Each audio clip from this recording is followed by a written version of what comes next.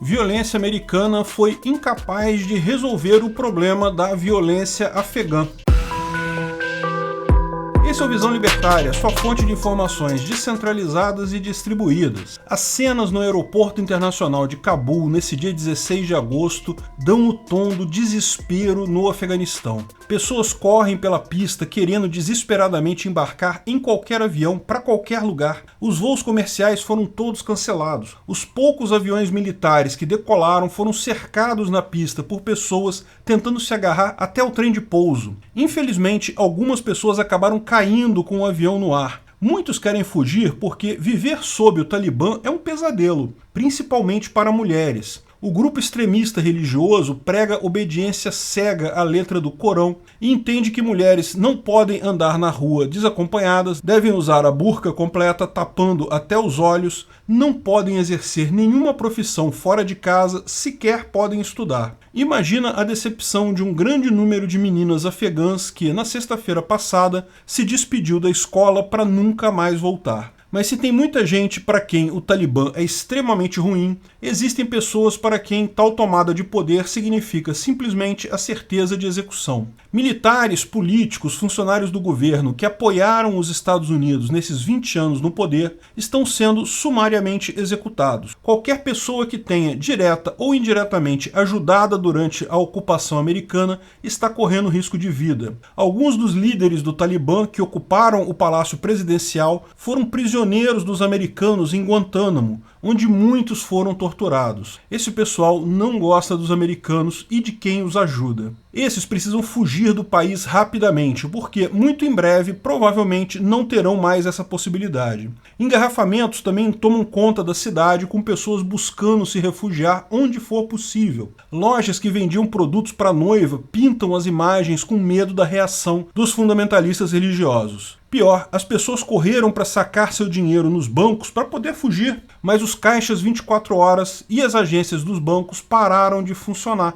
justamente devido à ameaça talibã. Um pavor completo na cidade. Isso significa que foi um erro os americanos tirarem suas tropas de lá? Certamente não. Tudo indica que não importa quanto tempo ficassem, os talibã voltariam no momento que eles saíssem. Portanto, certamente a saída poderia ter sido melhor planejada, mas não há dúvida, se ficassem mais 10 anos lá, quando saíssem, o Talibã tomaria o poder novamente. Toda essa enorme guerra, todo esse enorme esforço militar americano ao longo dos últimos 20 anos foi simples e puro desperdício. Tanto Trump quanto Biden haviam prometido retirar as tropas do Afeganistão até setembro deste ano. Ambos estavam certos, mesmo com as consequências terríveis, mas é inegável imaginar que tal retirada poderia ter sido melhor planejada, e essa culpa está na mão exclusivamente do Biden. Dá para ver o nervosismo do ministro da Defesa americano quando, na sexta-feira passada, disse que a situação em Cabul não era uma ameaça iminente. Kabul is not right now in an imminent threat environment. O governo americano claramente está perdido nessa. De fato, segundo a Reuters, a inteligência americana já sabia que o Afeganistão acabaria na mão do Talibã novamente. A expectativa deles é que, após a saída das tropas americanas, o Talibã estivesse no controle até o final de setembro. De qualquer forma, subestimaram o problema, a ponto do governo americano precisar enviar tropas e helicópteros para evacuar a embaixada americana às pressas. Em pouquíssimo tempo, o arremedo de Estado Democrático de Direito que tentaram construir por lá desmoronou. Não é que tenha sido uma briga feia e eles perderam, nem houve briga de fato. Quando os americanos saíram, os próprios afegãos entenderam que já era uma guerra perdida. Ninguém luta guerras perdidas. Adicione a isso o apoio chinês ao Talibã e, bem, temos a tragédia que estamos vendo desenrolar. Mas como os Estados Unidos foi se envolver nesse negócio todo no início das coisas? Nem tem petróleo lá porque ficaram lá por 20 anos. Talvez o grande erro nessa história toda foi terem ficado tanto tempo lá. Para quem não se lembra, o Talibã controlava 2/3 do Afeganistão em 1996, quando, em setembro de 2001, houve o ataque às Torres Gêmeas nos Estados Unidos. O ataque foi feito pela Al-Qaeda, organização terrorista muçulmana controlada por Osama Bin Laden, um milionário saudita que se tornou ele mesmo um fundamentalista islâmico. Havia informação de que a Al-Qaeda estava sendo abrigada pelo Talibã, Os americanos invadiram ainda em 2001 o Afeganistão e com muita facilidade removeram o Talibã do poder. A guerra inicial do Afeganistão durou poucos dias também. O pior foi o esforço depois para achar Bin Laden e criar o tal Estado Democrático de Direito, com eleições e tudo mais. Refizeram do nada o exército do Afeganistão, com 300 mil homens, criaram um governo inteiro do nada. Percebe-se agora que de forma totalmente inútil, ou até prejudicial de fato, porque, lembra, o Talibã controlava 2/3 do Afeganistão em 2001, e agora está controlando 100% do país. A ação americana de fato acabou tirando força do pouco de resistência que havia ao Talibã no Afeganistão.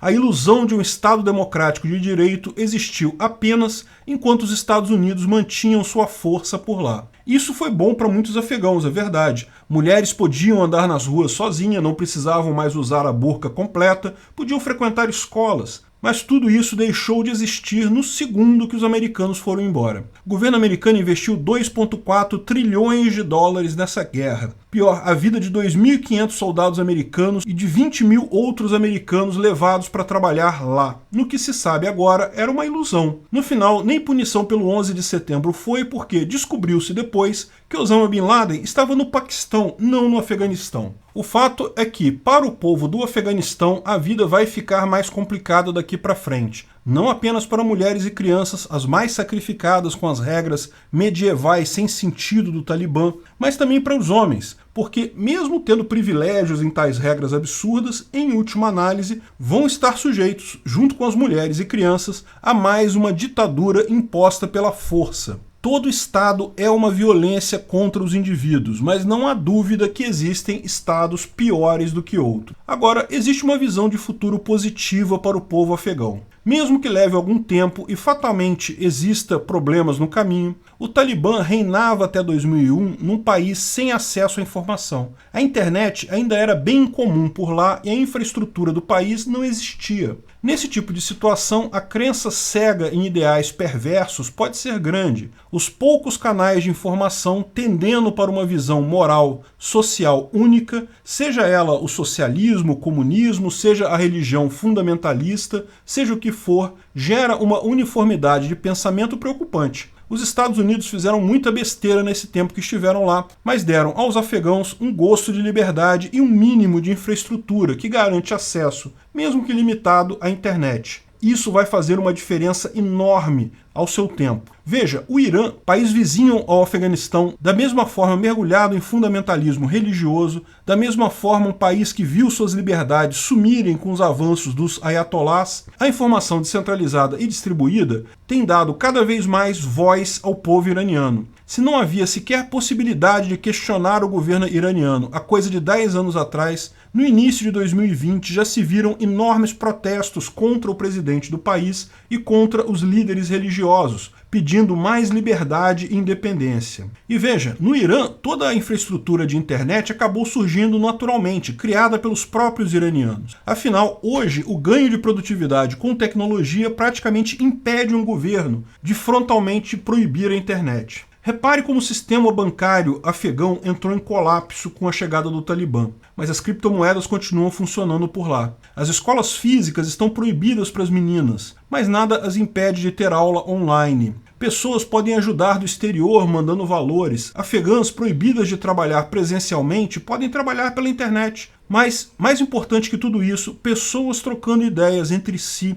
são o maior fator de desestabilização de ditaduras autoritárias. A informação descentralizada e distribuída vai se infiltrar até nas absurdas ideias de fundamentalistas religiosos. E essa terrível construção de opressão e atraso do Talibã vai ruir. O que salva a população de um país do seu governo cruel, o que salva indivíduos da violência estatal, não é a libertação por um exército de país estrangeiro, não é a violência de fora. Essa experiência mostra muito bem isso. Derrotar o Talibã no Afeganistão nunca foi fácil. A Inglaterra tentou fazer isso no século XIX, não conseguiu. A Rússia tentou isso no século XX e também falhou miseravelmente. E agora os americanos passam recibo de sua falha frente ao Talibã no século XXI. O que nenhum governo estrangeiro conseguiu, a informação descentralizada e distribuída vai conseguir. O povo do Afeganistão vencendo essa ditadura moralista terrível. Em algum tempo, claro, esperem piora antes de haver melhora, mas o caminho é inevitável.